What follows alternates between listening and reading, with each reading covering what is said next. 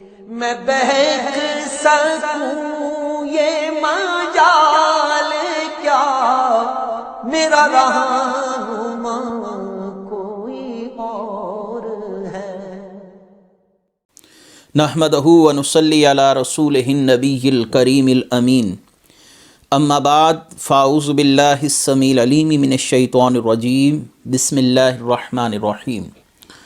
قال اللہ تبارک و تعالی فی القرآن الحکیم، ان اللہ وملائکتہ یصلون علی النبی یا ایہا الذین آمنوا صلوا علیہ وسلموا تسلیما۔ الصلاۃ والسلام علیک یا رسول اللہ، الصلاۃ والسلام علیک یا نبی اللہ، الصلاۃ والسلام علیک یا شفیع المذنبین وعلی آلک واصحابک یا رحمۃ للعالمین۔ اللہ تبارک و تعالیٰ کی حمد و ثنا سرور کونین جان عالم حضرت محمد مصطفیٰ صلی اللہ علیہ وسلم اور آپ کے جمیع آل و اصحاب کی بارگاہ ناز میں درود و سلام کے نذرانوں کے بعد، انتہائی عزت احترام کے لائق سامعین ذی وقار میرے دینی اور یقینی دوستو، بزرگوں اور بھائیوں، بحمدہ تعالی ہم اپنے تفسیری سلسلے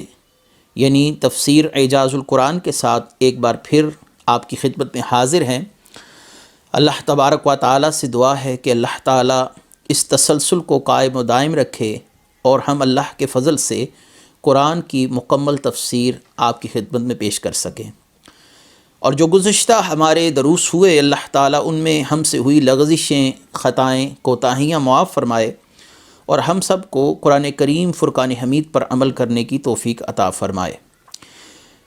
ہم اپنے گزشتہ درس میں سورہ ال عمران کو اختتام پذیر کر چکے، اور آج کے درس میں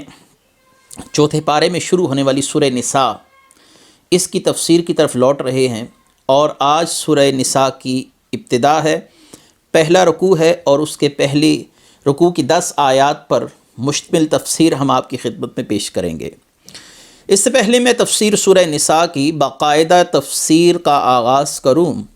سورہ نساء کے حوالے سے کچھ اہم معلومات اور کچھ اہم علمی نکات آپ کی خدمت میں پیش کرنا ضروری سمجھتا ہوں۔ سورہ نساء قرآن کریم فرقان حمید میں 24 رکوع پر مشتمل اور 176 آیات پر مشتمل ایک طویل صورت ہے۔ اس صورت کو اگر ہم قرآنی ترتیب جو موجودہ ترتیب ہے اس لحاظ سے دیکھیں تو یہ قرآن کی چوتھی صورت ہے، اور اگر ہم اس کو شان نزول کے لحاظ سے اس کی ترتیب دیکھیں تو یہ سورہ ممتحنہ کے بعد نازل ہوئی۔ قرآن کریم میں یہ چوتھی صورت ہے، اور اس کا شمار ان 7 بڑی صورتوں میں شمار کیا جاتا ہے جن کے اندر اللہ تعالیٰ نے احکامات اور انسان کے لیے حلال حرام، وراثت کے مسائل، نکاح کے مسائل وغیرہ کو تفصیل کے ساتھ بیان کیا۔ اب اس صورت کا شان نزول اور اس صورت کا دورانیہ کیا رہا اور یہ صورت کہاں نازل ہوئی، تو بالاتفاق یہ صورت مدنی ہے۔ اس کا نزول مدینہ المنورہ میں ہوا۔ سن 3 ہجری سے لے کر سن 5 ہجری تک اس صورت کا نزول مکمل ہوا۔ 3 میں اس کی ابتدا اور 5 تک اس کی انتہا کے شواہدات ملتے ہیں۔ اس صورت کے اندر جن معاملات پر گفتگو کی گئی ان معاملات سے بھی اسی بات کی تائید ہوتی ہے کہ یہ صورت 3 ہجری سے لے کے 5 ہجری تک اس کا نزول مکمل ہوا۔ مثلا شوال 3 ہجری میں جنگ احد ہوئی جس میں 70 مسلمان شہید ہوئے۔ 3 ہجری میں جنگ احد کا ہونا اور اس میں 70 مسلمانوں کا شہید ہونا، اس وقت مسلمانوں کی وراثت اور ان کے یتیم بچوں کی کفالت کا مسئلہ یہ پیش نظر رہا، اور اہم مسئلہ یہ درپیش تھا۔ اللہ تعالیٰ نے اس مسئلہ کے لیے قرآن کریم فرقان حمید کی آیات کا نزول فرمایا جو سورہ نساء کا حصہ ہے۔ اس کا مطلب ہے 3 ہجری کے اندر ہونے والے واقعے کو زیر بحث لایا گیا۔ اس کے بعد نماز خوف، غزوہ ذات الرقاع، اور یہ غزوہ 4 ہجری میں پیش آیا، اس میں صلاۃ الخوف وغیرہ کا بھی ذکر ہے۔ اس کے بعد اگر ہم یہ دیکھتے ہیں کہ تیمم کی اجازت غزوہ بنو مستلق کے موقع پر دی گئی، اور یہ غزوہ 5 ہجری میں ہوا۔ یعنی لگ بھگ یہ سن 3 ہجری سے لے کر سن 5 ہجری تک ہونے والے اہم واقعات کو اپنے اندر سمیٹے ہوئے ہے، اور علماء کرام اور مفسرین کرام کا کہنا بھی یہی ہے کہ سن 3 ہجری سے لے کر 5 ہجری تک کے اہم واقعات کو زیر بحث اس صورت کے اندر لایا گیا۔ اس صورت کی افادیت اور اس کی اہمیت کی طرف اب لوٹتے ہیں۔ سیدہ عائشہ رضی اللہ تعالی عنہا آپ فرماتی ہیں کہ جب سورہ بقرہ اور سورہ نساء نازل ہوئی تو میں نبی کریم صلی اللہ علیہ وسلم کی خدمت میں حاضر تھی۔ یعنی سید عائشہ رضی اللہ تعالیٰ عنہ کے نکاح میں آنے کے بعد یہ صورتیں نازل ہوئی۔ اس کا مطلب یہی ہے کہ یہ 3 سے 5 ہجری کا جو دور بتایا جاتا ہے یہ کافی حد تک صحیح ہے، بجا ہے۔ سورہ نساء امام بہقی رحمۃ اللہ علیہ نے شعب الایمان میں، امام احمد بن حنبل نے اپنی مسند کے اندر اور امام حاکم نے اپنی تصحیح کے ساتھ مستدرک میں یہ روایت نقل کی کہ سیدہ عائشہ رضی اللہ تعالیٰ عنہ نے فرمایا جس نے 7 بڑی صورتوں کو یاد کر لیا جن میں احکامات ہیں تو وہ بہت بڑا عالم ہے۔ یاد رہے کہ ان 7 صورتوں میں سورہ نساء بھی شامل ہے۔ نبی کریم صلی اللہ علیہ وآلہ وسلم کی ایک اور حدیث مبارکہ، اس کو امام ابو یعلا نے مسند کے اندر، امام ابن خزیمہ نے اپنی صحیح کے اندر اور امام ابن حبان نے اپنی صحیح کے اندر روایت کیا کہ نبی کریم صلی اللہ علیہ وآلہ وسلم نے کچھ تکلیف محسوس کی اور آپ صلی اللہ علیہ وآلہ وسلم سے صحابہ کرام یا آپ کی ازواج نے عرض کی، یا رسول اللہ صلی اللہ علیہ وسلم ہم آپ کے چہرے اقدس پر تکلیف کے آثار دیکھ رہے ہیں۔ آپ صلی اللہ علیہ وسلم نے مسکراتے ہوئے فرمایا الحمدللہ میں نے 7 بڑی صورتیں پڑھ لی ہیں۔ ان 7 بڑی صورتوں میں سورہ نساء بھی، یعنی رسول اللہ صلی اللہ علیہ وسلم جن 7 صورتوں کو اکٹھے پڑھنے کا اہتمام فرماتے تھے ان میں سورہ نساء بھی شامل ہے۔ ایک اور حدیث جس کو امام بخاری کے استاد امام ابن ابی شیبہ نے اپنی مصنف کے اندر روایت کیا، حضرت ابن عباس رضی اللہ تعالی عنہ فرماتے ہیں کہ جس نے سورہ نساء کو پڑھ لیا وہ جان لے گا کہ وراثت میں کون کس سے محروم ہوتا ہے اور کون کس سے محروم نہیں ہوتا۔ یعنی اس کے اندر وراثت کے احکامات کو بھی بڑی تفصیلی طور پر بیان کیا گیا، اور وراثت کے معاملات میں جو ہم سے عمومی طور پر زیادتیاں سرزد ہوتی ہیں یا ہم سے کوتاہیاں اور غفلت کی بنا پر ہم سے کچھ غلطیاں سرزد ہوتی ہیں ان کا مداوع بھی اس صورت کے اندر کر دیا گیا ہے۔ اب یہاں پر اللہ تبارک و تعالی نے اس صورت کے اندر جن اہم موضوعات پر قرآن کریم کی آیات کا نزول فرمایا، ان آیات اور ان احکامات کا خلاصہ یہ ہے کہ اس صورت کے اندر سورہ نساء کی آیت نمبر 1 سے لے کر 6 تک میں اس پوری صورت کا آج خلاصہ آپ کے سامنے پیش کر پہلے رکوع کی تفسیر کی طرف لوٹتا ہوں۔ رشتہ داروں سے حسن سلوک، یتیموں کے حقوق کی ادائیگی اور ازواج کی تعداد میں اجازت، یعنی زیادہ جو شادیاں کرنے کا حکم ہے عدل کرنے کی بنا پر، یعنی تم ان میں عدل قائم رکھ سکو، اس کا حکم اللہ تعالیٰ نے سورہ نساء کی پہلی 6 آیات کے اندر بیان فرمایا۔ وراثت کے احکام آیت نمبر 7 سے لے کر 14 تک کے اندر ہمیں نظر آتے ہیں۔ معاشرے سے فحاشی، بے حیائی ختم کرنے کے ابتدائی احکام سورہ نساء کی آیت نمبر 15 سے 18 کے اندر ہمیں نظر آتے ہیں۔ اس کے بعد کن عورتوں سے نکاح کرنا چاہیے اور کن سے نکاح جائز نہیں، کون ہماری محرم ہے اور کون غیر محرم، اور یہ حرمت کس بنا پر ہے اور کن عورتوں کے ساتھ حرمت کسی خاص وقت کے ساتھ تک مقید ہے، کن کے ساتھ نکاح ہمیشہ کے لیے حرام ہے، ان تمام احکامات کا بیان سورہ نساء آیت نمبر 19 سے لے کر 25 تک بیان کر دیا گیا۔ اعمال صالحہ، توبہ کی تلقین، مسلمانوں کا مال ناحق کھانے اور مسلمانوں کو قتل کرنے کی ممانعت کے احکامات سورہ نساء آیت نمبر 26 سے لے کر آیت نمبر 31 کے اندر دیکھے جا سکتے ہیں۔ عائلی اور معاشرتی احکام، والدین اور رشتہ داروں سے حسن سلوک کا بیان، بخل کی مذمت، ان تمام احکامات کو ہم سورہ نساء آیت نمبر 33 سے لے کر 40 کے اندر دیکھ سکتے ہیں۔ ایمان، اعمال صالحہ کی نصیحت، یہود کی شرارتوں کا رد، مسلمانوں کو یہود سے خبردار کرنا، اس کا ذکر آیت نمبر 41 سے 59 تک کے اندر ہمیں نظر آتا ہے۔ اس کے بعد منافقین کو ان کے معاملات کے بعد سزائیں سنائی گئیں، جہاد کی تلقین ہے، دارالحرب میں گرے ہوئے مسلمانوں کے احکام، مسلمانوں کو منافقوں سے متنبہ کرنا، اس کا ذکر آیت نمبر 60 سے 126 تک ہمیں ملتا ہے۔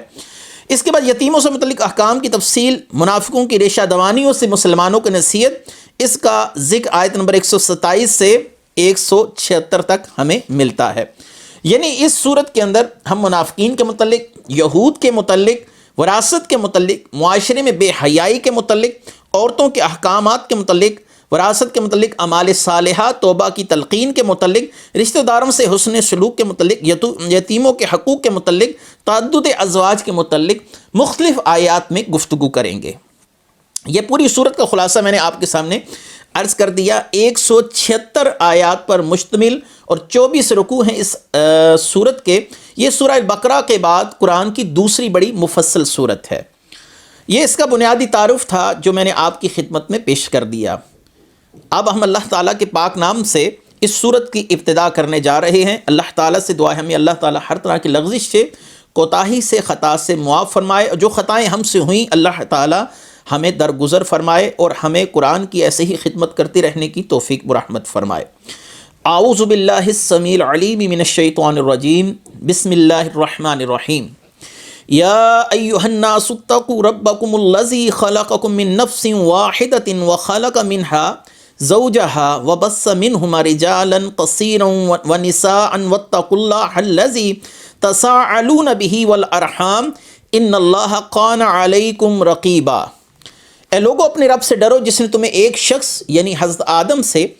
پیدا کیا اور اسی سے اس کی بیوی حوا کو پیدا کیا، اور ان دونوں سے بکثرت مردوں اور عورتوں کو پھیلا دیا۔ اللہ سے ڈرو جس کے سبب تم ایک دوسرے سے سوال کرتے ہو، اور رشتہ داروں سے قطع تعلق کرنے سے ڈرو، بے شک اللہ تم پر نگہبان ہے۔ بڑی خوبصورت آیت مبارکہ۔ ویسے تو قرآن کی ہر صورت، ہر آیت میں ہی ایک الگ حسن ہے، لیکن اس آیت مبارکہ کے اندر جو انسانی مساوات کا درس دیا گیا اور انسان کو ایک کامیاب معاشرے کے لیے جو سبق دیا گیا، یہ اس کا بیان ہے۔ یا ایھا الناس اتقوا ربکم الذی خلقکم من نفس واحدۃ وخلق منها زوجها وبث منهما رجالا كثيرا ونساء واتقوا الله الذی تساءلون به والارحام ان اللہ کان علیکم رقیبا۔ یا ایھا الناس، اے لوگو، تمام بنی آدم سے خطاب کیا گیا کہ سب کو تقوی کا حکم دیا گیا۔ سب سے پہلے تقوی کا حکم دیا گیا، کیونکہ انسانوں کے اندر ایک فطری طور پر بات پائی جاتی ہے کہ میرا فلاں خاندان سے تعلق ہے اور میرا فلاں نسل کے ساتھ تعلق ہے، تو اللہ تبارک و تعالیٰ نے پہلے تقوی کا ذکر کیا کہ انسان وہی اللہ کی بارگاہ میں من پسند انسان ہے، یا وہی مقرب ہے جس کو اللہ کی بارگاہ میں پسند کیا جاتا ہے، جو صاحب تقوی ہے۔ پہلے تقوی کا ذکر کیا گیا، اللہ سے ڈرو۔ یا ایھا الناس اتقوا ربکم الذی خلقکم، اللہ تعالیٰ نے سورہ حجرات کے اندر فرمایا اللہ تعالیٰ نے تمہیں ایک شخص اور ایک عورت سے پیدا فرمایا اور تمہارے مختلف قبائل پیدا کیے تاکہ تم ایک دوسرے کو پہچان سکو۔ یہ آیت کا مفہوم ہے، اور اللہ کی بارگاہ میں تم سے سب سے افضل وہی ہے، ان اکرمکم عند اللہ اتقاکم۔ یہ جو ذہنوں کے اندر آتا ہے کہ میں فلاں کی اولاد سے ہوں، فلاں کی نسل سے ہوں، میں فلاں نبی کی ذریت سے ہوں، میرا تعلق فلاں گھرانے کے ساتھ ہے، اسی سوچ کو ختم کیا جا رہا ہے، نسلی اور نسبی تعصب کو ختم کیا جا رہا ہے، اس تفخر کو ختم کیا جا رہا ہے کہ اے لوگو، تم سب ایک باپ اور ایک ماں سے پیدا ہوئے، اگرچہ تمہاری زبانیں جدا، تمہارے خاندان جدا، تمہارے رہن سہن کے انداز جدا، لیکن ہو تم سب ایک ہی فرد آدم علیہ السلام اور ایک خاتون یعنی سیدہ حوا کی اولاد سے ہو۔ تو اللہ تبارک و تعالیٰ نے فرمایا خلقکم من نفس واحدۃ وخلق منها زوجها وبث منهما رجالا كثيرا ونساء واتقوا الله الذي تساءلون به والارحام۔ تو اس جگہ پر ایک اور غلط فہمی جو آج کی سائنس ہمارے ذہنوں کے اندر بٹھا رہی ہے کہ انسان بندر کی ایک احسن صورت ہے۔ پہلے انسان بندر تھا اور وقت کے گزرتے ہوئے تناظر میں اگر دیکھا جائے تو انسان کی صورت میں تبدیلی آتی گئی، اور زمانے کے گردش لیل و نہار نے بندر سے انسان بنانے کا ارتقائی سفر انسان کو طے کروا دیا۔ انسان پہلے بندر تھا، پھر انسان بنا، وقت گزرتا گیا اور پھر آہستہ آہستہ اس کے رہنے سہنے میں، اس کی شکل و شباہت میں، اس کے زندگی گزارنے کے ڈھنگ میں تبدیلی آتی گئی۔ تو ان تمام عقائد و نظریات کی تردید یہ آیت کر رہی ہے کہ انسان کو ہم نے ایک فرد حضرت آدم سے پیدا کیا اور سیدہ حوا سے پیدا کیا۔ چلے میں اس کو ایک آسان پیراہے میں آپ کو سمجھا دوں کہ اگر آج ہم انسانوں کی آبادی دیکھیں تو یہ اربوں کی تعداد میں جا پہنچی ہے۔ اگر آج سے ہم 100 سال پہلے جائیں تو یہ تعداد سمٹ کر کروڑوں میں نظر آتی ہے۔ اگر ہم اس سے پہلے پیچھے چلتے جائیں، 5 صدیاں پیچھے چلے جائیں تو یہ کروڑوں کی تعداد ممکن ہے کہ لاکھوں میں رہی ہو، اور اگر اس سے پہلے چلے جائیں، یعنی اس وقت کو ہم پیچھے کی طرف لے جاتے جائیں تو انسان کی تعداد کم سے کم ہوتی جاتی ہے، حتیٰ کہ آپ ہزاروں سال پیچھے چلے جائیں تو انسان کی تعداد انتہائی کم تھی اور انسان بہت ہی کم حدود عربے پر آباد تھا۔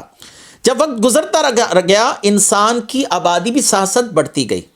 وقت گزرتا گیا انسان سمٹتے گئے، ان کی تعداد جو پیچھے کی طرف جایا جائے تو کم سے کم ہوتی گئی، یہاں تک کہ نقطہ منتہی یعنی نقطہ عروج حضرت آدم علیہ السلام تک ہم جا پہنچتے ہیں۔ پہلے حضرت آدم علیہ السلام کی تخلیق ہوئی، پھر ان کی بائیں پسلی سے اللہ تعالیٰ نے حضرت سیدہ حوا کو پیدا فرمایا، پھر ان دونوں کے رشتہ ازواج میں منسلک ہونے کے بعد حابیل اور قابیل کا واقعہ ہے، پھر ان کی نسل آگے چلنے کا واقعہ ہے، آگے معاملات چلتے گئے، نسل پھیلتی گئی، یہاں تک کہ پھر بہن بھائیوں کے اندر نکاح کو حرام کر دیا گیا۔ تو ان تمام شرعی شواہدات کی بنا پر ہم اس نظریے کو ماننے کو قطعاً تیار نہیں۔ اگر کوئی شخص ہم سے اختلاف کرے یہ تو اسلام کا نظریہ اور میں اسلام کو تسلیم ہی نہیں کرتا، تو پھر ہم اس سے ایک سوال یہ ضرور کر سکتے ہیں، ٹھیک ہے اگر انسان بندروں کی ایک ارتقائی صورتحال کے بعد بہترین صورت ہے، تو جو آج کے بندر ہیں یہ تو صدیوں سے انسان کے ساتھ چلتے آ رہے ہیں، تو ان کی صورتحال میں کیوں نہیں کوئی تغیر و تبدل پیدا ہوا؟ یہ انسان کیوں نہیں بنے؟ ان کی دھم ان کے ساتھ سے کیوں نہیں جھڑ گئی اور انہوں نے انسان کی طرح کلام کرنے پر قدرت حاصل کیوں نہیں کی؟ یہ بندروں کی جو نسل انسان کے ساتھ ساتھ چل رہی ہے یہ اپنی صورتحال میں آج تک کوئی تبدیلی اور تغیر پیدا نہیں کر سکی۔ اگر یہ سوال کیا جائے کہ بندروں کی وہ صورت جس کو اللہ تعالیٰ نے مسخ کر دیا تھا، انسانوں کو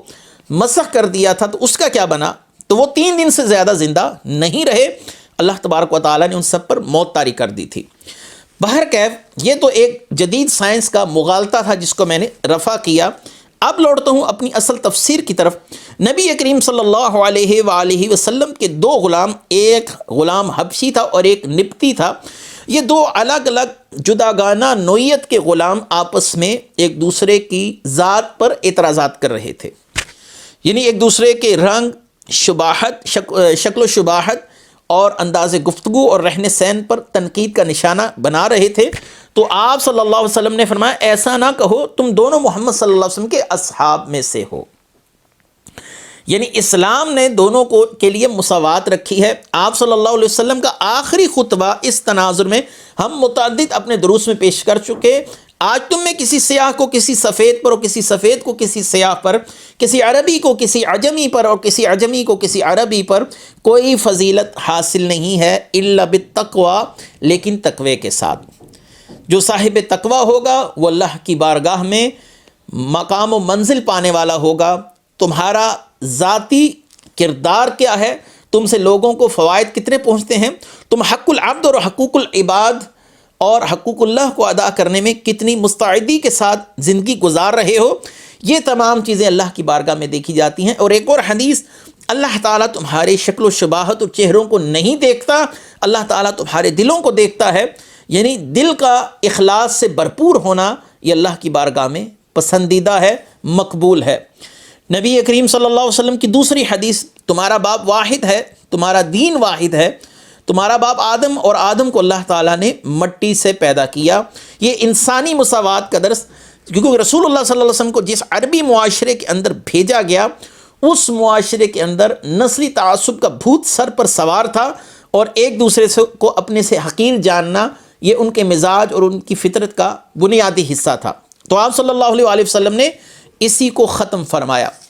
اور پھر فرمایا اللہ تبارک و تعالیٰ نے وَاتَّقُوا اللَّهَ الَّذِي تَسَاءَلُونَ بِهِ وَالْأَرْحَامَ، اور اللہ سے ڈرو جس کے سبب سے تم ایک دوسرے سے سوال کرتے ہو۔ اس میں اشارہ کہ اللہ کا نام دے کر ایک دوسرے سے سوال کرتے ہو، اپنی حاجتیں اللہ کے نام پر لوگوں سے طلب کرتے ہو کہ اللہ کے نام پر مجھے یہ عطا کرو اللہ کے نام پر مجھے یہ عطا کرو، تو اس اللہ سے ڈرو۔ یہاں پر ایک دلچسپ بات، اہل سنت کی معمولات میں ایک ورد ہے، ایک وظیفہ ہے، یا شیخ عبد القادر جیلانی شیل اللہ المدد، اے غوث اعظم شیخ عبد القادر جیلانی ہماری اللہ کے لیے مدد کیجئے اور ہمیں نواز دیجیے اللہ کی خاطر۔ حضور سیدنا فاتح قادیانیت پیر میر علی شاہ صاحب رحمۃ اللہ علیہ سے سوال کیا گیا کہ یہ کہنا کہ یا شیخ عبد القادر جیلانی شیل اللہ المدد یہ جائز ہے یا نہیں کہ غوث اعظم کو اللہ کا واسطہ دے کے ان سے مدد کو طلب کیا جائے، تو آپ نے انتہائی ہی خوبصورت استدلال فرمایا، کیونکہ آپ کو اللہ تعالیٰ نے علم لدنی سے نوازا تھا۔ آپ نے اسی آیت مبارکہ کو پیش کیا، وَاتَّقُوا اللَّهَ الَّذِي تَسَاءَلُونَ بِهِ وَالْأَرْحَامَ، اور اللہ سے ڈرو جس کے سبب تم ایک دوسرے سے سوال کرتے ہو۔ سوال کرنے کی ممانعت نہیں ہے، اللہ کے نام سے سوال کرتے ہو، اس کا ثبوت تو قرآن میں موجود ہے۔ تو غوث اعظم شیخ عبد القادر جیلانی سے کسی شے کا سوال کرنا، ان سے مدد کا طلب کرنا، یہ شرک اور بدعت نہیں ہے۔ اللہ کا واسطہ دے کر اللہ کے لیے ہماری مدد کی جائے، اور اس ورد کو اولیاء کرام کے معمولات میں دیکھا جا سکتا ہے جو اللہ سے ڈرنے والے تھے اور ہم سے زیادہ صاحب تقویٰ تھے۔ ہم اللہ کی پناہ مانگتے ہیں کہ ان اکابرین کی طرف شرک اور بدعت کی نسبت کریں۔ ان اللہ کان علیکم رقیبا، اور رشتہ داروں سے قطع تعلق کرنے سے ڈرو اور بے شک اللہ تم پر نگہبان ہے۔ رشتہ داروں سے قطع تعلقی کرنے کا بھی یہاں پر ذکر ہے، وَاتَّقُوا اللَّهَ الَّذِي تَسَاءَلُونَ بِهِ وَالْأَرْحَامَ، اللہ سے ڈرو جس کے سبب ایک دوسرے سے سوال کرتے ہو، اور رشتہ داروں سے قطع تعلق کرنے سے ڈرو۔ والارحام میں رشتہ داروں کی طرف اشارہ کر دیا گیا کہ ان سے قطع تعلقی نہ کرو۔ نبی کریم صلی اللہ علیہ وآلہ وسلم کی احادیث سے پہلے میں قرآن کریم فرقان حمید کی ایک آیت پڑھوں۔ اللہ تعالیٰ نے قرآن میں فرمایا والذین ینقضون عہد اللہ من بعد میثاقہ ویقطعون ما امر اللہ بہ ان یوصل ویفسدون فی الارض اولئک لہم اللعنۃ ولہم سوء الدار، وہ جو اللہ کا عہد اس پختہ کرنے کے بعد توڑ دیتے ہیں جسے جوڑنے کا اللہ انہیں حکم دیا، یعنی رشتہ داروں کے ساتھ تعلق جوڑ کے رکھنا، اس کا حکم اللہ کی طرف سے دیا گیا۔ جو اللہ تعالیٰ کا عہد توڑتے ہیں تو اسے کاٹتے ہیں اور زمین میں فساد پھیلاتے ہیں، ان کے لیے لعنت ہے اور ان کے لیے برا گھر ہے۔ ایسے لوگوں کے لیے لعنت کہی گئی۔ عبداللہ بن ابی اوفا سے حدیث مروی ہے نبی کریم صلی اللہ علیہ وآلہ وسلم کی، جس قوم میں رشتہ داری توڑنے والا ہو اس قوم پر اللہ تعالیٰ کی رحمت کا نزول نہیں ہوتا۔ اللہ تعالیٰ اس شخص کی وجہ سے پوری قوم سے رحمت اٹھا لیتا ہے۔ اور ایک اور حدیث سیدنا ابو بکرہ رضی اللہ تعالیٰ عنہ سے، جس کو امام ترمذی نے اپنی سنن کے اندر روایت کیا کہ آپ صلی اللہ علیہ وسلم نے فرمایا جس گناہ کی سزا دنیا میں جلد ہی دی جائے گی اور اس کی سزا آخرت میں بھی ہے، وہ بغاوت ہے اور قطع رحمی ہے، یعنی ان دو جرائم کی سزا دنیا میں بھی ہے اور آخرت میں بھی ہے۔ لہٰذا ہر مسلمان کو چاہیے وہ رشتہ داری توڑنے سے بچے اور رشتہ داروں سے تعلقات جوڑ کر رکھنے کی بھرپور کوشش کرے۔ اللہ تعالیٰ نے دوسری آیت مبارکہ میں ارشاد فرمایا وَآتُوا الْيَتَامَ أَمْوَالَهُمْ وَلَا تَتَبَدَّلُوا الْخَبِيثَ بِالطَّيِّبِ وَلَا تَأْكُلُوا أَمْوَالَهُمْ إِلَىٰ أَمْوَالِكُمْ إِنَّهُ كَانَ حُوبًا كَبِيرًا، اور یتیموں کو ان کے مال دے دو، پاکیزہ مال کے بدلے گندا مال نہ لو، ان کے مالوں کو اپنے مالوں میں ملا کر نہ کھاؤ، بے شک یہ بڑا گناہ ہے۔ وَآتُوا الْيَتَامَ أَمْوَالَهُمْ، یتیموں کو ان کا مال دو۔ اس آیت کا شان نزول یہ ہے کہ ایک شخص کی نگرانی میں اس کا یتیم بھتیجا رہتا تھا، تو بھائی کا بہت کثیر مال تھا جو اس شخص کی کسٹڈی میں تھا، اس شخص کے زیر استعمال تھا۔ جب وہ یتیم بالغ ہوا اور اس نے اپنے چچا سے اپنا مال طلب کیا کہ جو میرے ماں باپ کی وراثت ہے مجھے دی جائے، تو اس کے چچا نے اسے وراثت دینے سے انکار کر دیا، یعنی اس کے باپ کا سارا مال ہڑپ کر لیا۔ تو اس پر یہ آیت نازل ہوئی کہ یتیموں کو ان کا مال دے دو، پاکیزہ مال کے بدلے گندا مال نہ لو۔ جب یہ آیت نازل ہوئی تو اس شخص نے سارے کا سارا مال اس یتیم کے سپرد کر دیا اور کہا ہم اللہ اور اس کے رسول کی اطاعت کرتے ہیں۔ آیت کا مفہوم یہ ہوا کہ جب یتیم اپنا مال طلب کریں تو ان کا مال ان کے حوالے کر دو جبکہ دیگر شرعی تقاضوں کو پورا کر لیا ہو۔ اپنے حلال مال کے بدلے یتیم کا مال نہ لو جو تمہارے لیے حرام ہے،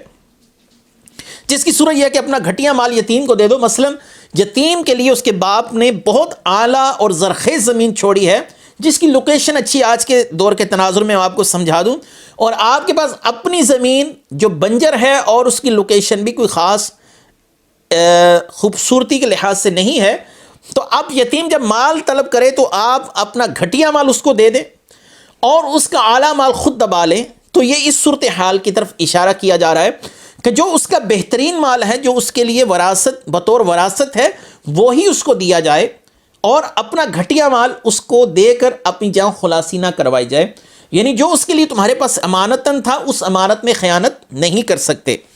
یہ بھی معلوم ہوا کہ یتیم کا مال اپنے مال سے ملا کر کھانا حرام ہوا، یعنی گھٹیا معاوضہ دے کر کھانا بھی حرام ہے، تو بغیر معاوضے کے کھا لینا تو بطریقہ اولا حرام۔ آپ کسی کو اپنی گھٹیا زمین دے کر اس کی اعلیٰ زمین دبا رہے ہیں، یہ تو حرام ہے ہی۔ اگر اپنی زمین اس کو دے ہی نہ، اس کی اعلیٰ زمین ویسے ہی مفت میں دبا جائیں تو یہ بطریقہ اولا حرام ہوگا۔ یہ اس طرف اشارہ ہے جس کا بیان سورہ البقرہ آیت نمبر 220 میں بھی گزر چکا، ہم نے اس مقام پر اس کی تفصیل بیان کر دی ہے۔ یتیم اس نابالغ بچے اور بچی کو کہا جاتا ہے جس کا باپ فوت ہو جائے۔ تو یہاں سے کچھ شرعی احکامات بھی میں آپ کے پیش خدمت کر دوں کہ یتیم کو تحفہ تو دے سکتے ہیں لیکن اس سے تحفہ نہیں لے سکتے، یہ ایک شرعی مسئلہ ہے۔ کوئی شخص فوت ہوا، اس کے ورثاء میں یتیم بچے بھی ہوں تو اس طریقے سے اس کے اصالِ ثواب کے لیے، جس طرح ہم کہتے ہیں تیجہ ہے، 40واں ہے، نیاز فاتحہ خیرات کرنا سب حرام ہے، اور لوگوں کا یتیموں کے مال والی اس نیاز فاتحہ کے کھانا بھی حرام۔ یہ مسئلہ زیادہ پیش آتا ہے ہمارے معاشرے میں، لہٰذا لوگ بے دھڑک یتیم کا مال کھا جاتے ہیں۔ لہٰذا فوت ہونے والے کے مال سے جو پیچھے اس کے لواحقین کے لیے، یتیموں کے لیے اس کے اصالِ ثواب کی جو محافل کا انعقاد ہے، تیجہ ہے، 10واں ہے، 40واں ہے، یہ بھی نہیں ہم کر سکتے، اس کی بھی ممانعت ہے۔ اگلی آیت مبارکہ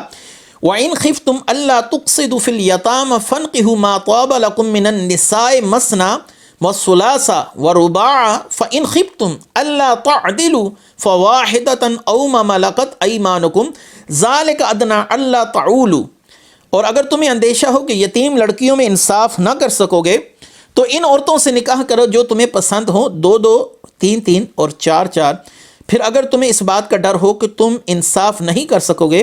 تو صرف ایک سے نکاح کرو یا لونڈیوں پر گزارا کرو جن کے تم مالک ہو، یہ اس سے زیادہ قریب ہے کہ تم سے ظلم نہ ہو۔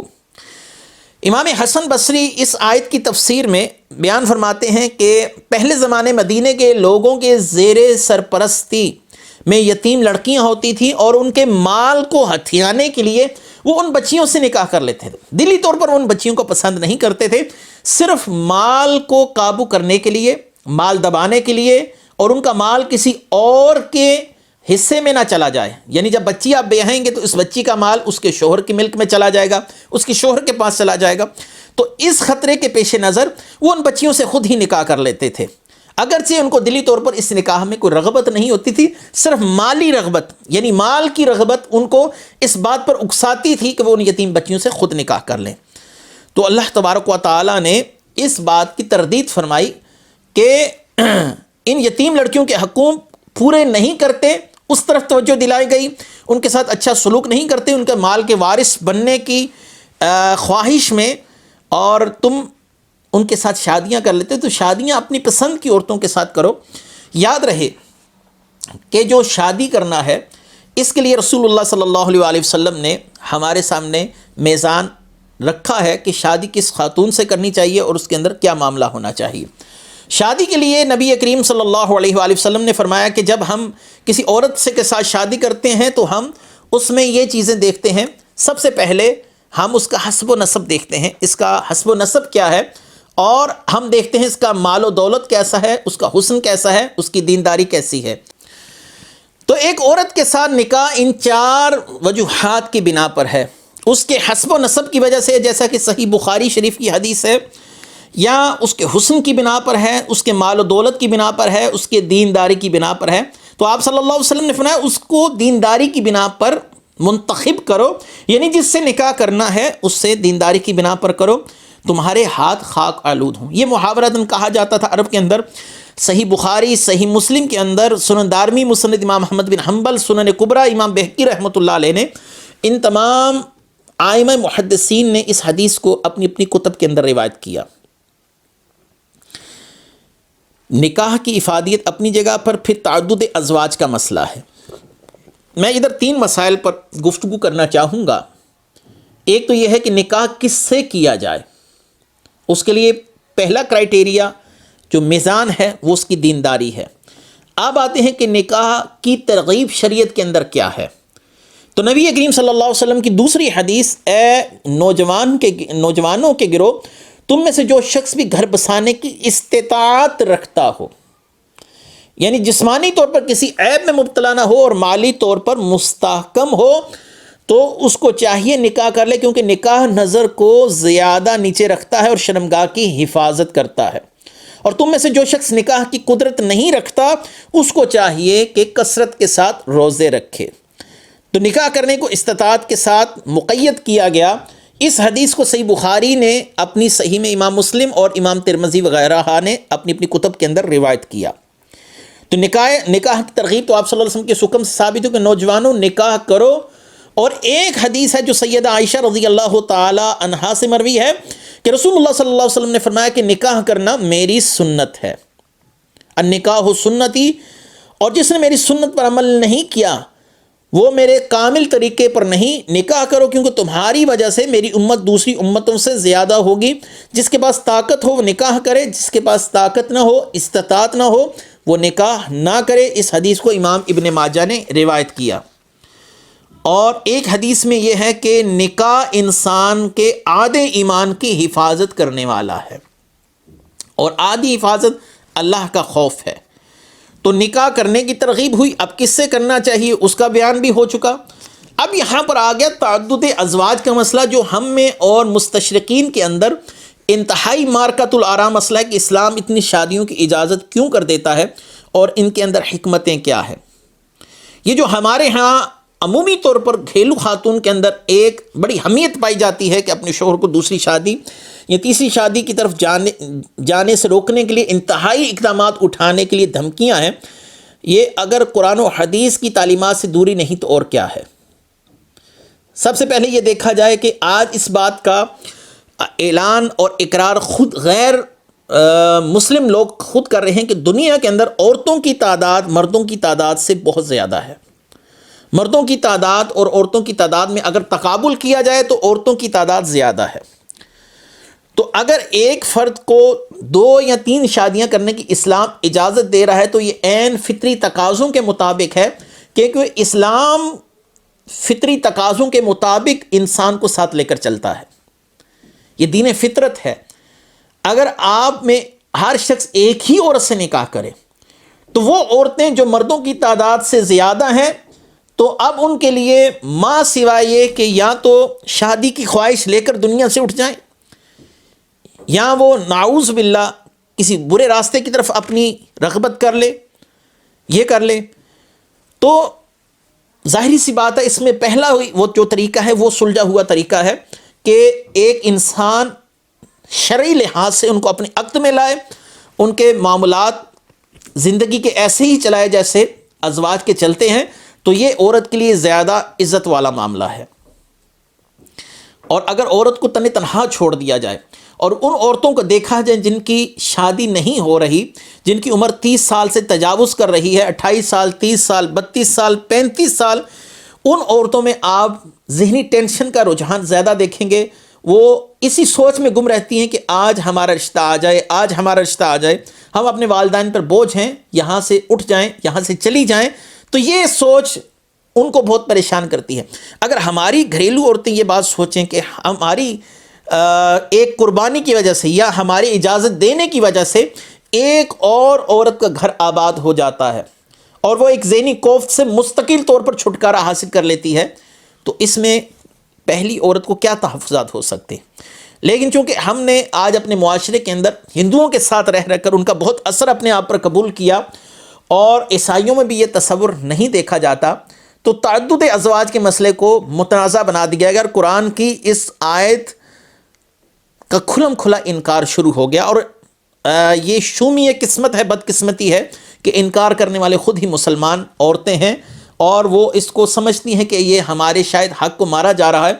اللہ تعالیٰ کوئی بھی حکم انسان کو ایسا نہیں دیتے جو کسی کی حق تلفی کا سامان ہو۔ اللہ تعالیٰ نے ساتھ ہی فرما دیا اللہ تعدلوا فواحدۃ، انصاف ضرور کرنا ہے ان سب کے اندر، جو ایک کھائے وہی دوسری کھائے۔ رسول اللہ صلی اللہ علیہ وآلہ وسلم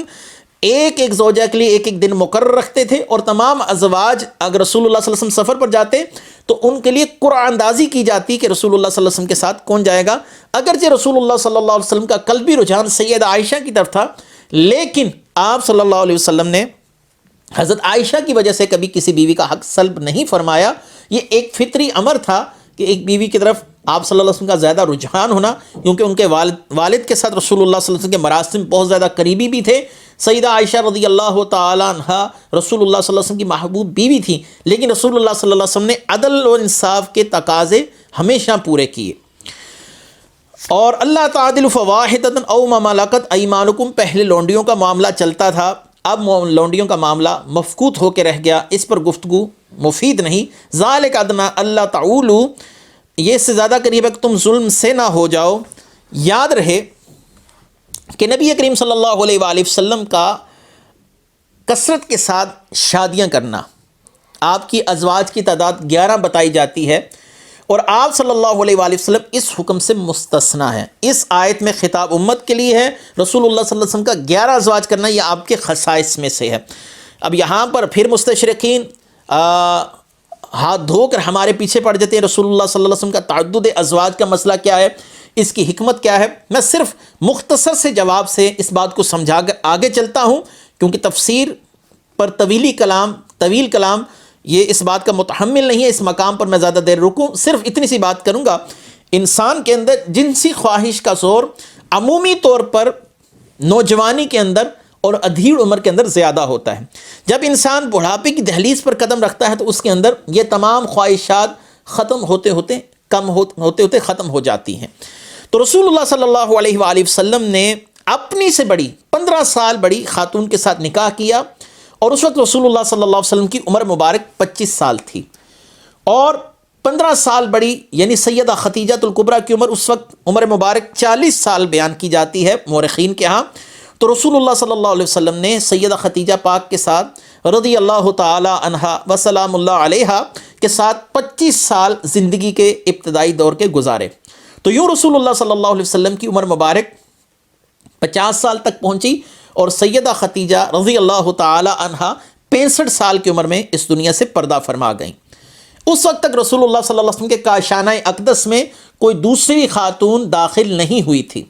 تو معلوم ہوا کہ رسول اللہ صلی اللہ علیہ وسلم نے عالم نوجوانی کے اندر، جبکہ عرب معاشرے کے اندر عورت کے ساتھ قربت اور مقاربت اختیار کرنا ایک عام سی بات تھی، اور وہ جانوروں کی مثل عورتوں کے ساتھ صحبت کیا کرتے تھے، اور ایک شخص جتنی عورتوں کے ساتھ زیادہ مباشرت کرتا وہ اس کو لیے اپنے لیے قابل فخر سمجھتا۔ اس دور کے اندر رسول اللہ صلی اللہ علیہ وسلم کا برائی سے دور رہنا، بلکہ حضرت ابوبکر صدیق کے لیے بھی یہ قرائن و شواہدات ملتے ہیں کہ آپ نے ساری زندگی نہ زنا کیا نہ شراب پی۔ تو رسول اللہ صلی اللہ علیہ وسلم تو ویسے ہی اللہ کے محبوب نبی تھے، پہلے دن سے ہی چنیدہ منتخب اللہ تعالیٰ کے محبوب۔ تو اللہ تعالیٰ نے اپنے محبوب کو تمام رسوم جاہلیت سے دور رکھا۔ تو رسول اللہ صلی اللہ علیہ وسلم نکاح کرنے سے پہلے بھی، نکاح کرنے کے بعد بھی، اور عمر کے اس حصے تک پہنچنے تک آپ صلی اللہ علیہ وسلم تمام ایسے امور سے پاک رہے جو کسی با کردار انسان کے کردار کو دھبا لگا دے۔ تو آپ صلی اللہ علیہ وآلہ وسلم نے 50 سال کی عمر تک کوئی دوسرا نکاح نہیں کیا، اور یہ عمومی طور پر زندگی کا وہ حصہ ہے جب انسان کے اندر نکاح کی خواہشات کم ہونا شروع ہو جاتی ہیں۔ جوانی میں انسان میں خواہشات کا زور زیادہ ہے، اور بڑھتی ہوئی عمر کے ساتھ ان خواہشات کا زور کم ہو جاتا ہے۔ اب قابل توجہ بات یہ ہے کہ رسول اللہ صلی اللہ علیہ وسلم نے دوسرا نکاح جب فرمایا تو اس وقت آپ کی عمر مبارک 52 سال بیان کی جاتی ہے، اور آپ صلی اللہ علیہ وسلم کی تمام ازواج 52 سال سے لے کر 63 سال کی عمر تک آپ کے نکاح اور عقد میں تشریف لائیں۔ تو اس عمر کے اندر یقیناً نکاح کرنا کوئی سیاسی حکمتوں اور مصلحتوں کا تقاضا تھا، جس پر علماء کرام مختلف مقامات پر گفتگو کرتے رہے ہیں۔ کچھ قبائل کے ساتھ دوستانہ تعلق رکھنے کے لیے آپ صلی اللہ علیہ وسلم نے وہاں رشتہ ازواج سے منسلک ہونا بہتر سمجھا۔ مسلمانوں کے لیے حج کے لیے بہترین رستہ دریافت ہو جائے، راستے میں کوئی قافلہ، کوئی گروہ، کوئی قبیلہ ان کا مال و متاع نہ لوٹ لے، آپ نے اس قبیلے سے نکاح کیا وغیرہ۔ ایک جگہ پر آپ کے نکاح سے حضرت خالد بن ولید رضی اللہ تعالیٰ عنہ جو اسلام کے بدترین دشمن تھے، بعد میں مسلمان ہوئے اور پھر سیف اللہ کا لقب پا کر اسلام کی خدمات انجام دینے لگے۔ ام حبیبہ رضی اللہ تعالیٰ عنہ کا نکاح میں آنا تھا کہ ابو سفیان جو رسول اللہ صلی اللہ علیہ وسلم کے خلاف ہر لشکر کی قیادت میں پیش تھے، پھر رسول اللہ صلی اللہ علیہ وسلم کے خلاف اٹھنے سے اجتناب کرنے لگے۔ اب سیدنا معاویہ رضی اللہ تعالیٰ عنہ مسلمان ہو گئے۔ رسول اللہ صلی اللہ علیہ وسلم کے نکاحوں کی الگ الگ حکمتیں کتب کے اندر موجود ہیں۔ 52 سال کی عمر سے لے کر 63 سال کی عمر تک، یعنی آخری 10-11 سال کے اندر رسول اللہ صلی اللہ علیہ وسلم کا تعدد ازواج کا مسئلہ یہ یقیناً سیاسی حکمتوں اور دیگر کچھ حکمتوں پر مبنی تھا، جن پر علماء کرام نے تفصیل کے ساتھ کلام کیا ہے۔ ہمارے آگے دروس آ رہے ہیں، ہمارے سیرت الرسول کے جو لوگ دروس سن رہے ہیں اس کے اندر انشاءاللہ العزیز ہم ان معاملات پر بڑی تفصیلی گفتگو فرمائیں گے تاکہ رسول اللہ صلی اللہ علیہ وسلم پر ہونے والے اس اہم اعتراض کا منہ توڑ جواب دیا جا سکے۔ اگلی آیت مبارکہ کی طرف لوٹتے ہیں۔ اللہ تبارک و تعالیٰ نے ارشاد فرمایا وَآتُوا النِّسَاءَ صَدُقَاتِهِنَّ نِحْلَةً فَإِن طِبْنَ لَكُمْ عَن شَيْءٍ مِّنْهُ نَفْسًا فَكُلُوهُ هَنِيًّا مَرِيًّا، اور عورتوں کو ان کے مہر خوشی سے دو، پھر اگر وہ خوش دلی سے مہر میں سے تمہیں کچھ دے دیں تو اسے پاکیزہ اور خوشگوار سمجھ کر کھا لو۔ وَآتُوا النِّسَاءَ صَدُقَاتِهِنَّ نِحْلَةً، عورتوں کو ان کا مہر خوشی سے دو۔ اس آیت میں اللہ تعالیٰ نے شوہروں کو حکم دیا کہ وہ اپنی عورتوں کو ان کا حق مہر خوشی سے ادا کیا کریں، اور ان کی بیویاں خوش دلی سے اپنا حق مہر ان سے لے سکتی ہیں۔ کوئی شوہر دیتے ہوئے اپنے مزاج کو نہ بگاڑے، یہ عورتوں کا شرعی حق ہے، ہاں اپنے آپ پر بوجھ نہ سمجھے۔ اور آج کل جو بھلا پھسلا کر شوہر یا شوہر کے گھر والے عورت کو اس بات پر اکساتے ہیں کہ تم اپنا حق مہر معاف کر دو، بڑا ایک لمبا چوڑا حق مہر لکھا ہوتا ہے، یہ زیادتی ہے اور یہ اللہ تبارک و تعالیٰ کی بارگاہ میں پکڑا جانے والا عمل ہے۔ اگر عورت اپنی خوشی سے حق مہر شوہر کو لوٹا دے یا معاف کر دے تو یہ عورت کا اپنا معاملہ ہے، اس کو دباؤ ڈال کر یا بھلا پھسلا کر یا گمراہ کر اس چیز کو معاف کرانا یہ گمراہی کی علامت ہے۔ وَلَا تُؤْتُوا السُّفَهَاءَ أَمْوَالَكُمُ الَّتِي جَعَلَ اللَّهُ لَكُمْ قِيَامًا وَارْزُقُوهُمْ فِيهَا وَاقْسُوهُمْ وَقُولُوا لَهُمْ قَوْلًا مَّعْرُوفًا، اور کم عقلوں کو ان کے مال وہ نہ دو جس سے اللہ نے تمہارے لیے گزر بسر کا ذریعہ بنایا ہے،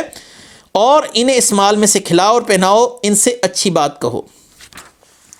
وَلَا تُؤْتُوا السُّفَهَاءَ أَمْوَالَكُمْ، کم عقلوں کو ان کے مال نہ دو۔ اس آیت میں چند احکام بیان کیے گئے۔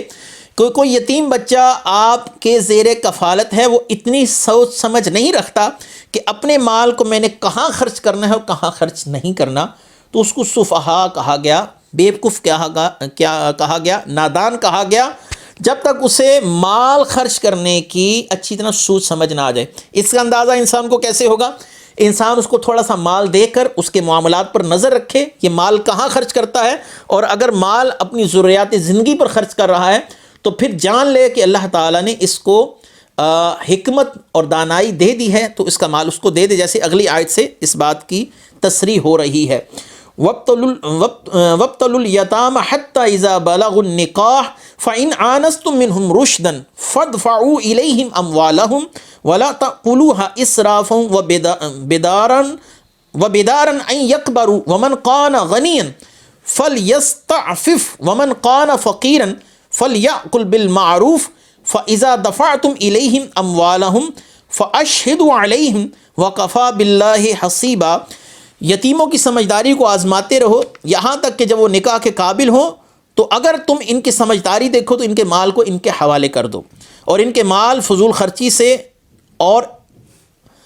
اس ڈر سے کہ جلدی جلدی نہ کھاؤ کہ وہ بڑے ہو جائیں گے، جسے حاجت نہ ہو تو وہ بچے، اور جو حاجت مند ہو وہ بقدر مناسب کھا سکتا ہے۔ پھر جب تم ان کے مال ان کے حوالے کرو تو ان پر گواہ کر لو، حساب لینے کے لیے اللہ کافی ہے۔ وَابْتَلُوا الْيَتَامَ حَتَّى إِذَا بَلَغُوا النِّكَاحَ، اس آیت مبارکہ میں یتیموں کے حوالے سے بہت واضح احکام دیے گئے، چنانچہ فرمایا گیا جن یتیموں کا مال تمہارے پاس ہو ان کی سمجھداری کو آزماتے رہو. جیسا میں نے پچھلے عرض کر دیا کہ ان کو تھوڑا مال دیکھ کر دیکھو کہ یہ ان کے مصرف کیا ہے، یہ مال کیسے خرچ کرتے ہیں. اگر ان کا مال خرچ کرنا فضول خرچیوں اور شاہ خرچیوں کی نظر نہ ہو جائے تو پھر جان لو کہ یہ ضروریات زندگی کی ترجیحات سمجھنے لگے ہیں، تو ان کا مال ان کے حوالے کر دو. یہاں تک کہ جب وہ نکاح کی عمر کو پہنچ جائیں یعنی بالغ ہو جائیں، تم ان میں سمجھداری کے آثار دیکھو تو مالی معاملات کو اچھے طریقے سے چلا لیتے ہیں، تو ان کا مال ان کے حوالے کر دو. اور ان کے مال کو فضول خرچی میں نہ اڑاؤ کہ کل کو یہ جوان ہو جائیں گے ہمیں ان کا مال دینا پڑے گا. اگر تم ان کے کفیل ہو اور تمہارے پاس تمہارا ذریعہ معاش نہیں، تمہیں ان کی کفالت نے ذریعہ معاش سے روک رکھا ہے، تو تم ان کے مال میں سے قدر مناسب جس سے تمہاری ضروریات زندگی بآسن طریقے پورے ہو جائیں اتنا استعمال کر سکتے ہو. یہ نہیں کہ شاہ خرچیوں میں اڑا دیا، کل کو جوان ہوگا سارا مال اس کو سونپ دوں گا میرے پاس کیا رہے گا. تو اتنا مال لو جتنا تمہارا پیٹ بھرنے کے لیے، تمہارا بدن ڈھانکنے کے لیے کافی ہو. یہ نہیں کہ اس کا مال بھی دبا لو اور اس مال کو شاہ خرچیوں کی نظر کرتے رہو، کل کو جب بڑا ہو تو اس کے مال میں سے وہ مال بچا ہی نہ ہو. صرف اتنا ہی خرچ کرو جتنا تمہاری ضروریات زندگی کے مطابق ہے، جیسا کہ تفسیر جمل نے حاشیہ علی الجلالین پر لکھا. للرجال نصیب مما ترک الوالدان والاقربون وللنساء نصیب مما ترک الوالدان والاقربون مما قل منہ او قصر نصیبا مفروضا. مردوں کے لیے اس مال میں سے وراثت کے حصہ جو ماں باپ اور رشتہ دار چھوڑ گئے، عورتوں کے لیے اس میں حصہ ہے جو ماں باپ اور رشتہ دار چھوڑ گئے. مال وراثت تھوڑا ہو یا زیادہ اللہ نے یہ حصہ مقرر کر دیا ہے. زمانہ جاہلیت میں عورتوں کو اور بچوں کو وراثت سے حصے سے محروم کر دیا جاتا تھا. اس آیت میں اس رسم کو باطل کیا گیا اور عورتوں کے لیے ایک شرعی حصہ مقرر کر دیا گیا. یہ وراثت کے جو احکامات مفتیان کرام پڑھتے پڑھاتی ہیں اس کے اندر صورتحال کے پیش نظر عورتوں کا حصہ مقرر ہے. اس سے یہ بھی معلوم ہو کہ بیٹی کو میراث نہ دینا یہ ایک ظلم ہے، اور بیٹے کو میراث دینا، صرف بیٹی کو نہ دینا اور بیٹے کو دے دینا،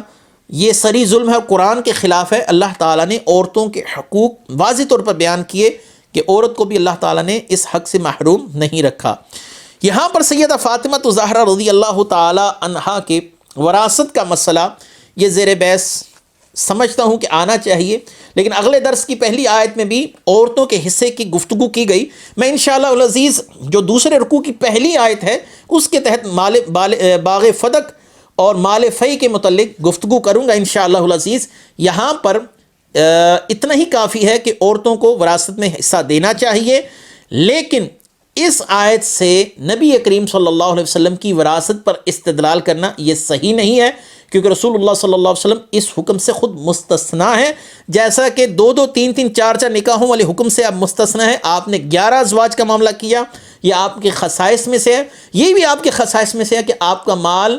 وراثت میں آگے اولاد کو منتقل نہیں ہوگا. تفصیلی طور پر کلام باغ فدق کے حوالے سے انشاءاللہ اگلے رکوع کی تفسیر میں کر دیا جائے گا. وَإِذَا حَضَرَ الْقِسْمَةُ أُولُو الْقُرْبَى وَالْيَتَامَى وَالْمَسَاكِينُ فَارْزُقُوهُم مِّنْهُ وَقُولُوا لَهُمْ قَوْلًا مَّعْرُوفًا. اور جب تقسیم کرتے وقت رشتہ دار اور یتیم اور مسکین آ جائے تو اس مال میں سے انہیں بھی کچھ دے دو اور ان سے اچھی بات کہو.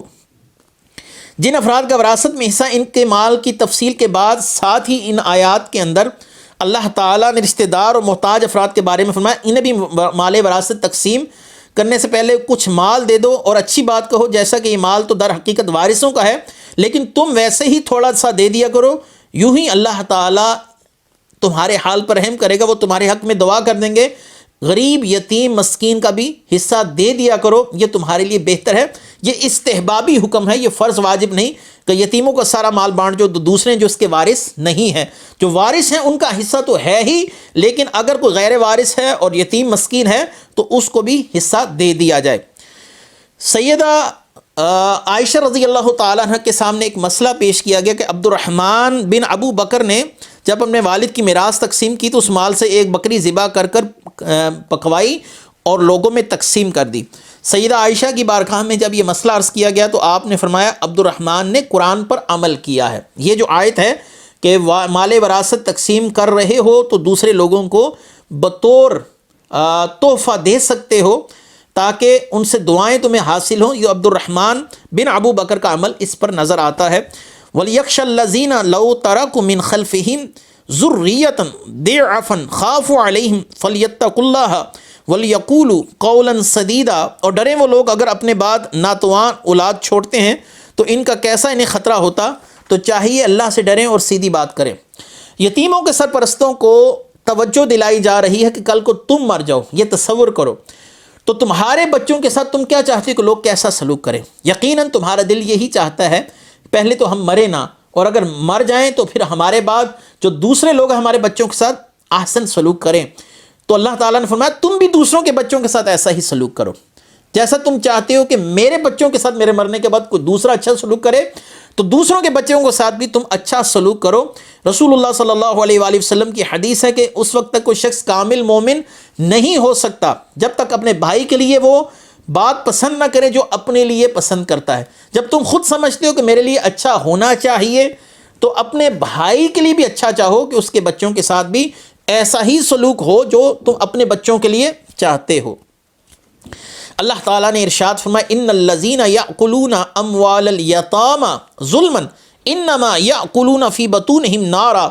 وسیصلون سعیرا، بے شک وہ لوگ جو ظلم کرتے ہیں یتیموں کا مال کھاتے ہیں وہ اپنے پیٹ میں بالکل آگ بھرتے ہیں اور ان قریب یہ لوگ بھڑکتی ہوئی آگ میں جائیں گے۔ جو ظلماً یتیموں کا مال نہ حق کھا جائیں ان کے لیے شدید وعید ہے۔ اس آیت کے اندر حضرت سیدنا بریدہ فرماتے ہیں کہ نبی کریم صلی اللہ علیہ وسلم نے ارشاد فرمایا قیامت کے دن ایک قوم اپنی قبروں سے یوں اٹھائی جائے گی کہ ان کے منہ سے آگ نکل رہی ہوگی۔ عرض کی گئی یا رسول اللہ صلی اللہ علیہ وسلم وہ کون لوگ ہوں گے؟ تو آپ نے اسی آیت مبارکہ کی تلاوت فرمائی ان الذین یأکلون اموال الیتامی ظلما انما یأکلون فی بطونہم نارا وسیصلون سعیرا، یہ وہ لوگ جو ظلم کرتے ہیں یتیموں کا مال کھاتے ہیں اپنے پیٹ میں آگ بھرتے ہیں، ان قریب یہ لوگ بھڑکتی ہوئی آگ میں جائیں گے۔ ابو سعید خدری فرماتے ہیں کہ معراج کی رات رسول اللہ صلی اللہ علیہ وسلم نے ایسی قوم دیکھی جن کے ہونٹ اونٹوں کے ہونٹوں کی طرح آگے کی طرف بڑھے ہوئے تھے، ان کے چہرے بگڑے ہوئے تھے اور ان پر کچھ لوگ مقرر تھے جو ان کے ہونٹوں کو پکڑتے اور ان کے منہ میں آگ سے سلگتے ہوئے پتھر ڈال دیتے جو ان کے پیٹ کے اندر سے ہوتے ہوئے پیچھے شرمگاہوں سے باہر نکل جاتے۔ تو عرض کی گئی یا رسول اللہ صلی اللہ علیہ وسلم یہ وہ لوگ ہیں جو یتیموں کا مال ناحق کھاتے ہیں۔ سیدنا ابو ہریرہ رضی اللہ تعالیٰ عنہ نے فرمایا کہ چار ایسے شخص ہیں جو جنت میں داخل نہیں ہو سکتے، شراب کا عادی، سود کھانے والا، یتیم کا مال ناحق کھانے والا، والدین کا نافرمان۔ یتیم کا مال ناحق کھانا کبیرہ اور سخت گناہ ہے جس کی وعیدات میں آپ کے سامنے عرض کر چکا، اور یتیم کے ساتھ اگر حسن سلوک کریں گے تو رسول اللہ صلی اللہ علیہ وآلہ وسلم نے ارشاد فرمایا یتیم کی اچھی طریقے سے کفالت کرنے والا جنت میں میرے ساتھ ایسے ہوگا جیسے درمیان والی اور شہادت کی انگلی، ایسے دو انگلیاں جیسے یہ جڑی ہوئی ہیں اور ان دونوں انگلیوں کا جڑنا ان کی قربت کی نشانی ہے، جیسے یہ دو جڑی ہوئی انگلیاں ساتھ ساتھ ہیں ایسے ہی یتیم کی کفالت کرنے والا اور میں محمد صلی اللہ علیہ وسلم ساتھ ساتھ ہوں گے۔ اس حدیث کو امام بخاری نے روایت کیا۔ حضرت عبداللہ بن عباس رضی اللہ تعالیٰ عنہ سے دوسری حدیث، امام الانبیاء نے فرمایا جس نے مسلمانوں کے کسی یتیم بچے کے کھانے پینے کی ذمہ داری لی اسے جنت میں اللہ تعالیٰ داخل فرمائے گا۔ یہ کسی یتیم بچے کے سر پر ہاتھ پھیرنا اور رسول اللہ صلی اللہ علیہ وسلم کا فرمانا کہ جتنے بال اس کے ہاتھ کے نیچے آئیں گے اللہ تعالیٰ اس شخص کے اتنے ہی گناہ معاف فرمائے گا، جیسا کہ امام احمد بن حنبل نے روایت کیا۔ الحمدللہ آج کے درس میں ہم نے سورہ نساء کے تعارف اور تعدد ازواج کے حوالے سے اور یتیموں کے مال کے حوالے سے مختصر سی گفتگو کی۔ وقت کی قلت کے باعث تمام موضوعات کو میں سمیٹتا رہا۔ اللہ تبارک و تعالی ہمیں شرعی احکام سمجھنے کی توفیق مرحمت فرمائے۔ وآخر دعوانا ان الحمد للہ رب العالمین۔ میں بہک سکوں یہ مجال کیا میرا رہنما